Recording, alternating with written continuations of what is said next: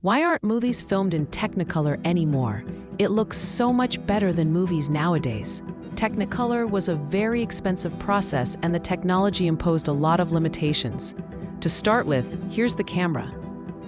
It's so big because it's shooting 3 movies at once. A prism in the front splits the light into 3 beams. Each beam goes through a color filter. Since the beam of light was split into 3, it required very bright sets, which is part of what gave it the bright colors.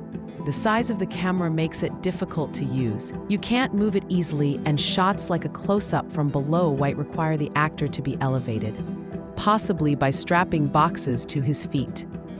From a Monty Python sketch, they didn't really do this. Because it shoots 3 strips of film at a time, Technicolor triples the cost of film. Then it has to be developed. That was a complicated process where the film was developed as a negative. Then colored dyes added to the film using a process where the more light went through the film, the more dye was fused to it. That gave 3 colored strips. Then they were fused together to make the finished film reel. There were advantages to Technicolor. Color adjustment was possible during processing. In fact, they always had to adjust it. When they filmed a good take, they would also film a color reference wheel known as the peacock.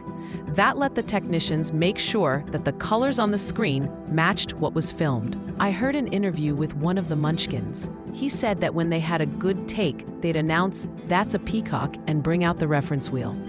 All of that processing added a huge expense to a movie. That expense and lack of flexibility meant that Technicolor was phased out. The last 2 movies filmed in Technicolor were The Godfather and The Godfather Part 2. And that was before the advent of digital cameras. These days, the lens is the biggest part of a movie camera. The camera itself is small. It also has a screen for playback so that the director can review the footage immediately. Digital also lets a director change the saturation, lighting, etc. in post-production much easier than with film. And in the days of digital effects, even movies shot on film are digitized so that the effects can be added.